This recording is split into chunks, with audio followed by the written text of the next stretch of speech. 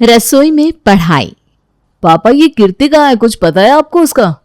अरे कहाँ जाएगी कीर्ति, होगी अपने कमरे में, जाकर देखो अंदर, मुझसे क्या पूछ रहे हो? अरे पापा अपने कमरे में होती तो मैं आपसे पूछने थोड़ी ना आता। आप लोगों को जरा भी होश नहीं है कि ये लड़की दिन दिन भर कहाँ रहती है। मैं समझा रहा हूँ पापा, जमाना बहुत खराब है। अगर आपने ध्यान नहीं दिया ना तो कल को लेने के देने पड़ जाएंगे। अरे बेटा हमें बता कर तो वो कहीं गई नहीं, जरा फोन में लाओ, पता तो लगे कहाँ है। अनुज फोन निकालकर अपनी बहन कीर्ति को फोन लगाता है। हाँ भैया क्या हुआ? कहाँ है तू? वो मैं कोचिंग के बारे में पता करने के लिए अपनी फ्रेंड के साथ मुखर्जी नगर आई हुई हूँ। 1 घंटे में वापस आ जाऊंगी, आप लोग टेंशन मत लीजिए। टेंशन तो अब तुझे होगी, तू बस घर आ जा, फिर मैं बताता हूँ तुझे। कितनी बार तुझे समझाया कि हमें तेरा ये आजाद पंछियों की तरह यहां वहां मंडराना पसंद नहीं, लेकिन कोई असर ही नहीं तुझ पर किसी भी बात का। पापा ध्यान कहाँ रहता है आप लोगों का? घर से निकल कर गई होगी आपके सामने और आप लोगों ने एक बार भी पूछना जरूरी नहीं समझा कि कहाँ जा रही है। अरे कहाँ चली गई वो? मुझसे तो कह कर गई थी कि अभी थोड़ी देर में सहेली से मिलकर लौट आएगी। सहेली के पास नहीं गई है वो, मुखर्जी नगर में मटर गश्ती कर रही है आपकी बेटी। अरे कैसी बात कर रहा है बेटा, ऐसा कुछ नहीं कर सकती मेरी बेटी, मुझे उस पर पूरा भरोसा है। सारा भरोसा रखा रह जाएगा माँ आपका। लग रहा है न्यूज़ नहीं देखती हो आप, देख भी रही हो आजकल कैसे कैसे कांड हो रहे हैं। और आपको बता दूं, जितनी ज्यादा पढ़ी लिखी लड़कियां होती है ना, उनके दिमाग उतने ही आसमान में चढ़े हुए होते हैं। पहले ये खुद बाहर घूम घूम कर मुसीबत को दावत देती हैं और बाद में कोई प्रॉब्लम हो जाती है तो फिर जीवन भर की बदनामी झेले घर वाले। अरे तू चिंता मत कर बेटा, आज आने दे उसे घर में, उसके अच्छे से खबर लेती हूँ। मुझे पता है तू उसकी भलाई ही तो चाहता है, जो कुछ भी कह रहा है उसके भले के लिए तो कह रहा है। हो गई ना गड़बड़, इसीलिए मैं तेरे साथ यहां आना नहीं चाह रही थी। अरे यार क्या हो गया, क्यों परेशान हो रही है तू? अरे लगा था भैया रात तक लौट कर आएंगे, लेकिन देखो पहले ही आकर बैठ गए और आते ही सबसे पहले मेरी जासूसी शुरू कर दी उन्होंने। अब तक तो घर में ना बवंडर मच गया होगा और सब लोग मेरे लौटने का इंतजार कर रहे होंगे। जैसे ही मैं घर पहुंचूंगी ना, बम की तरह फटेंगे सब मेरे ऊपर। अरे यार बड़ी अजीब फैमिली है तेरी। एक तू है जो पढ़ना चाहती है लेकिन तेरे पेरेंट्स को कोई इंटरेस्ट नहीं है, और एक मेरे पेरेंट्स, मेरा पढ़ाई में कोई इंटरेस्ट नहीं है लेकिन वो हाथ धोकर मेरे पीछे पड़े रहते हैं। बस मैं किसी तरह पढ़ाई करती हूँ, मुझे ही पता है।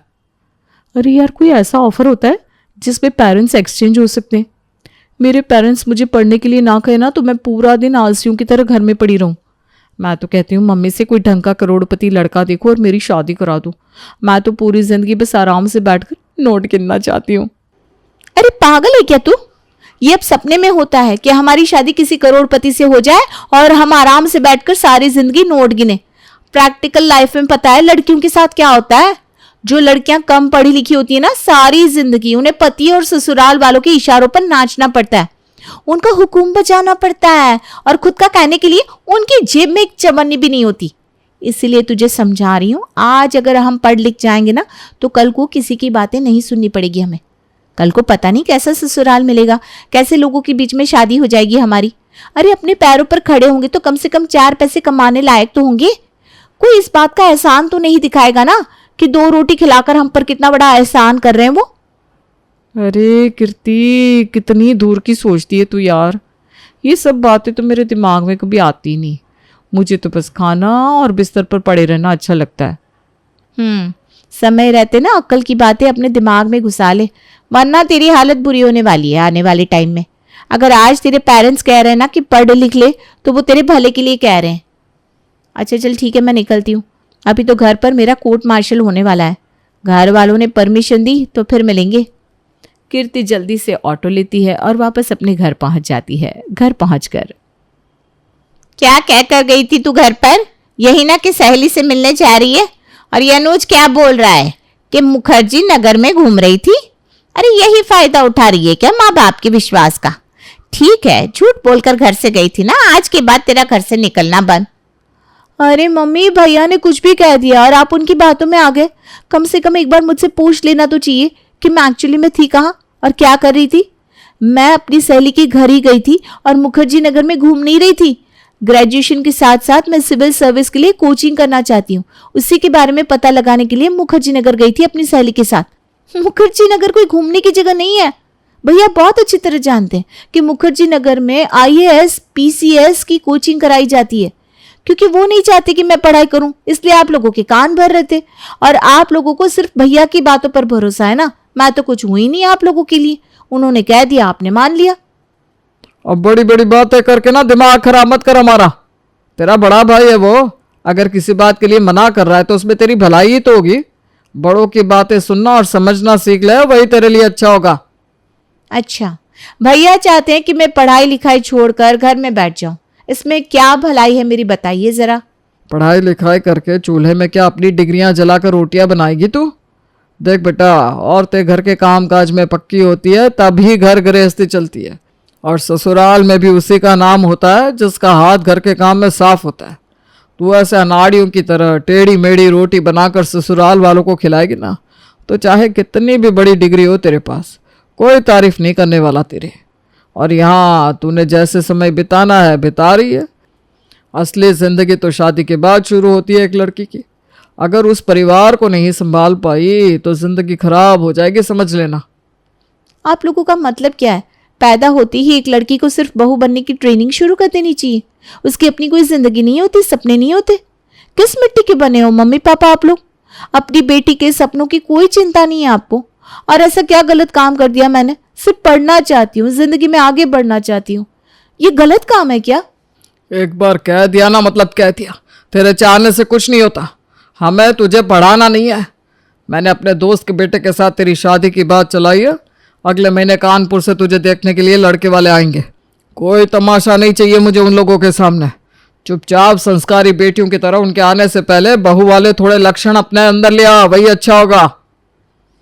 लगता है भगवान ने मेरी किस्मत में सिर्फ बहू बनने की लकीर ही बनाई है। मेरे सारे सपने ऐसे ही दम तोड़ देंगे। कीर्ति अभी शादी नहीं करना चाहती थी। वो ग्रेजुएशन के फाइनल ईयर में थी और अभी कुछ साल यूपीएससी के लिए तैयारी करके अपनी किस्मत आजमाना चाहती थी। उसने बहुत बड़े बड़े सपने देखे थे, लेकिन परिवार में उसे और उसके सपनों को समझने वाला कोई नहीं था। उसके मम्मी पापा और बड़े भाई को तो बस हर पल यही चिंता सताती कि किसी तरह उसकी शादी हो जाए और वो अपने सर का बोझ उतार कर सुकून की सांस ले सके। कीर्ति घर वालों को समझा समझा कर परेशान हो गई थी, लेकिन कोई उसकी बात को समझने को तैयार ही नहीं था। कुछ दिन के बाद कीर्ति को देखने लड़के वाले आते हैं। अरे भाई साहब, अभी तो आपकी बिटिया की उम्र बहुत कम है। आपकी बेटी में वैसे तो कोई खोट नहीं है, लेकिन हम आपको अभी यही सलाह देंगे कि अभी आप इसे पढ़ने दीजिए। शादी के लिए अभी बहुत समय बाकी है। अगर आपको कोई एतराज़ ना हो तो हम आपके बेटे अनुज के लिए अपनी बेटी के रिश्ते की बात चलाना चाहेंगे, क्योंकि कीर्ति तो हमारे अभिनव के सामने बिल्कुल छोटी बच्ची है। उन दोनों की जोड़ी नहीं बैठ पाएगी। कहते हैं ना, ऊपर वाले के खेल बड़े निराले होते हैं। रिश्ते की बात चली तो कीर्ति के लिए थी, लेकिन इस गर्मा गर्मी में बात अनुज की पक्की हो जाती है और आने वाले कुछ ही महीनों के अंदर अनुज की दुल्हन सिया कीर्ति की भाभी बनकर उसके घर आ जाती है। एक दिन देर रात अचानक सिया कीर्ति के कमरे में पहुंच जाती है। अरे कीर्ति, क्या कर रही हो? मैंने तुम्हें डिस्टर्ब तो नहीं किया ना? कीर्ति सिया को अचानक अपने कमरे में आया देख हड़बड़ाकर अपनी किताब बंद कर देती है। अरे नहीं भाभी, आप आइए ना। अरे लेकिन तुम इतना घबरा क्यों गई? किसी की फोटो है क्या किताब में? अरे नहीं भाभी, किसी की फोटो नहीं है, बस मेरी किताब है। घर में किसी को मेरा पढ़ाई करना पसंद नहीं है ना, इसलिए रात में छुप छुप के पढ़ती हूँ।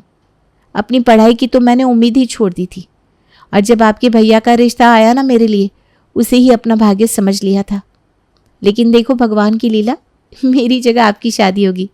उस दिन मुझे महसूस हुआ कि शायद भगवान भी यही चाहते हैं कि मैं पढ़ाई करूं, और उसी दिन से मैंने रात को छुप छुप के पढ़ाई करना शुरू कर दिया। अरे तुम पढ़ना चाहती हो तो इसमें छुपाने वाली क्या बात है? ये तो अच्छी बात है ना। घर में तुम्हारी पढ़ाई के खिलाफ क्यों है सब लोग? अभी आप नई नई हो ना भाभी, कुछ दिन में आपको सब समझ में आ जाएगा। और भैया के सामने तो भूलकर भी मत बताइएगा कि मैं अपने कमरे में पढ़ाई कर रही थी, वरना वो इस बार मेरी सारी किताबों में ही आग लगा देंगे। बस किसी तरह ग्रेजुएशन के एग्ज़ाम देने की परमिशन मिली है। उसके बाद मम्मी पापा ने साफ बोल दिया है, ना तो घर से बाहर जाने की ज़रूरत है, ना ही पढ़ाई करने की। बस मेरे लिए एक लड़का ढूंढेंगे और शादी करवा देंगे। अरे लेकिन ये तो बहुत गलत बात है। अगर तुम पढ़ना चाहती हो, लाइफ में कुछ बनना चाहती हो, तो सबको तुम्हें सपोर्ट करना चाहिए।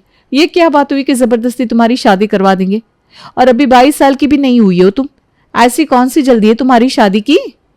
अच्छा मुझे दिखाओ, कौन सी बुक पढ़ रही थी? भाभी मैं सिविल सर्विस की तैयारी करना चाहती हूँ। मानती हूँ कि शायद बहुत बड़ी अफसर ना भी बन पाऊँ, लेकिन एक प्रयास करने में क्या जाता है। अगर तुम वाकई में सीरियस हो ना अपनी पढ़ाई के लिए तो ठीक है, मैं तुम्हें वादा करती हूँ कि आज से तुम्हारी पढ़ाई की जिम्मेदारी मेरी। बस तुम्हें 200% मेहनत करनी होगी। बोलो तैयार हो? लेकिन भाभी आप करोगी क्या? देखो तुम्हारे भैया तो ऑफिस चले जाएंगे, घर में बचेंगे सिर्फ मम्मी जी और पापा जी। मैं किचन में रहूंगी तो पापा जी भी किचन में नहीं आएंगे, और मम्मी को भी किसी न किसी तरह हम लोग मिलकर संभाल लेंगे। अब से तुम अपने कमरे में छुपकर पढ़ाई नहीं करोगी, बल्कि रसोई में मेरे पास बैठकर करोगी। अरे भाभी नहीं हो पाएगा। मैं पढ़ाई ना कर लूँ ना, इसलिए मम्मी पूरा दिन मुझे घर के कामों में लगा कर रखती हैं। जब खाली रहूंगी तभी तो पढ़ पाऊंगी, इसीलिए तो मैं रात को पढ़ती हूँ। अरे तुम परेशान मत हो, मैंने कहा ना मैं सब मैनेज कर लूंगी। अगले दिन, अरे कीर्ति कहाँ है तू? सुबह से छत पर जाकर कपड़े सुखा, उसके बाद मेरे पास आना। बहुत काम पड़ा है घर में, थोड़े हाथ पैर हिलाकर घर के काम सीख। अरे माँ जी क्या हुआ? कीर्ति को मैंने अपने पास रसोई में बुला रखा था, मुझे थोड़ी मदद की जरूरत थी ना। आपको कुछ काम है क्या? लाइए मैं आपका काम कर देती हूँ। अरे बेटा ठीक है, तुम्हारे पास है तो कोई दिक्कत नहीं, तुम करा लो जो भी काम है। भाभी आपको मेरी वजह से मम्मी से झूठ बोलना पड़ रहा है। अकेले आप कितना काम करोगी? मुझे ये सब अच्छा नहीं लग रहा। अरे तुम ज्यादा मत सोचो, ये सब झूठ मैं सिर्फ इसलिए बोल रही हूँ ताकि तुम मन लगाकर पढ़ाई करो। अच्छा सुनो, मैंने तुम्हारे लिए कोचिंग का भी इंतजाम किया है। ऐसे सिर्फ सेल्फ स्टडी करने से तुम सिविल सर्विस क्रैक नहीं कर पाओगी।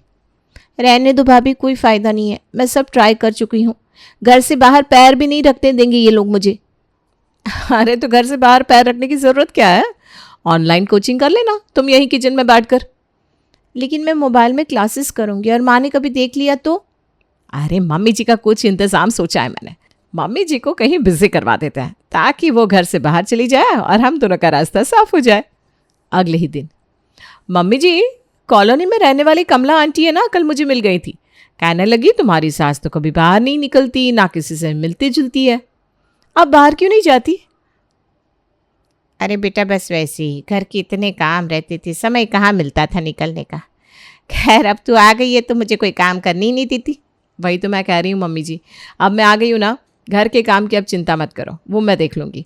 और फिर कीर्ति भी तो है ना मेरे साथ। मैंने आंटी जी को बोल दिया है आज से आप भी उन लोगों के साथ कीर्तन मंडली ज्वाइन कर लो। और अगर आप नहीं जाओगे तो उन लोगों को ऐसा लगेगा कि आपकी बहू घर में बिठाकर आपसे घर के काम कराती है। अब देखो मुझे ना बिन बात में आप सबकी नज़र में विलन नहीं बनना। अब आपकी बहू आ गई है, आप खुलकर अपनी जिंदगी एंजॉय करो।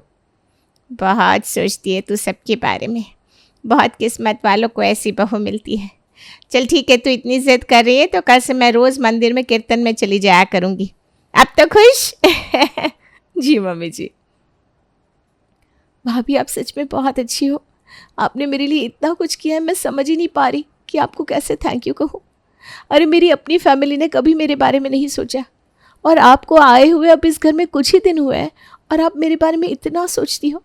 मुझे तो कभी कभी अपनी किस्मत पर शक होने लगता है। देख कीर्ति, अब देर नहीं करनी है, बस तू लग जा मेहनत करने में। अब मैं तुझे कामयाब होते देखना चाहती हूँ। कहते हैं ना, डूबते को तिनके का सहारा बहुत होता है। कीर्ति जिसे आज तक परिवार में कभी भी किसी का सपोर्ट नहीं मिला था, उसे सिया के रूप में एक बहुत बड़ा सपोर्ट मिल गया था। सिया के एनकरेज करने पर कीर्ति ने तैयारी में अपनी जान लगा दी थी। 1 साल बाद, भाभी बहुत बड़ी खुशखबरी है, मैं इनकम टैक्स ऑफिसर बन गई। मैंने एसएससी का एग्ज़ाम क्लियर कर लिया। मुझे तो अभी भी यकीन नहीं हो रहा, लेकिन ये समझ में नहीं आ रहा कि बाकी लोगों को घर में कैसे बताऊं। पता नहीं सब लोग कैसे रिएक्ट करेंगे। मुझे लग रहा है मम्मी पापा मुझे घर से ही निकाल देंगे। अरे बस कर पगली, बहुत मेहनत की है तूने, बहुत कुछ सहा है, लेकिन अब और नहीं, चल मेरे साथ। मम्मी जी, पापा जी, आप लोगों को एक बहुत बड़ी खुशखबरी देनी है। अरे बहू क्या खुशखबरी है, मैं दादी बनने वाली हूँ क्या? ओहो मम्मी जी, दादी आज नहीं तो कल तो आप बनी जाएंगी। लेकिन जो खुशखबरी मैं लाई हूँ ना, वो उससे भी बहुत बड़ी है। आपकी बेटी, जिसे आप सिर्फ घर में रोटियां बनाने के लायक समझती थी, उसने नेशनल लेवल के कंपटीशन को बीट करके इनकम टैक्स ऑफिसर की नौकरी पा ली है। नाम रोशन कर दिया कीर्ति ने हम सबका। कीर्ति की शादी के लिए आप बहुत परेशान थे ना, अब आप देखना हमारे घर लड़के वालों की कैसे लाइन लगती है, क्योंकि एक काबिल और होनहार लड़की से शादी करने के लिए लड़कों की कोई कमी नहीं होती। क्या बकवास करी है? ऐसे कैसे लग गई इसकी नौकरी? इसने ना पढ़ाई की ना पेपर दिए, घर में बैठे बैठे नौकरियां लगती है क्या? उसने तुझे पागल बनाया और तू आ गई उसकी बातों में। मैं कोई अनपढ़ गवाह नहीं हूं कि कोई भी मुझे कुछ भी कह देगा और मैं मान लूंगी। पढ़ी लिखी हूं मैं और जानती हूं कि बिना पेपर दिए नौकरी नहीं लगती। किसने कहा आपसे कि कीर्ति ने पेपर नहीं दिया? मैं खुद उसे एग्ज़ाम दिलवा कर लाई थी। मैं जानती थी आप लोग कभी भी उसका सपोर्ट नहीं करेंगे, इसलिए मैं उसका सपोर्ट सिस्टम बनी। एक मौका दिया मैंने उसे और देखो उसने खुद को साबित करके दिखा दिया। अभी भी समय है, आप सबको अपनी गलती के लिए उससे माफ़ी मांगनी चाहिए। अरे बेटी किसकी है, नाम तो रोशन करना ही था उसे। माँ, ये बहुत अच्छी बात कही तुमने। जब इतने सालों से मैं आपके आगे गिड़गिड़ाती रही कि माँ मुझे एक मौका दे दो, तब तो तुम सिर्फ भैया और पापा की हाँ में हाँ मिलाती रही। और आज जब मैं ऑफिसर बन गई तो आप कह रही हो कि मैं बेटी किसकी हूँ। मैं आज कामयाब हुई हूँ तो उसका सारा श्रेय सिर्फ और सिर्फ भाभी को जाता है। आपको तो मुझ पर कभी भरोसा ही नहीं था ना। सिया और कीर्ति की बात सुनकर घर में सभी को शर्मिंदगी का एहसास होता है और फिर सभी कीर्ति से माफ़ी मांगते हैं।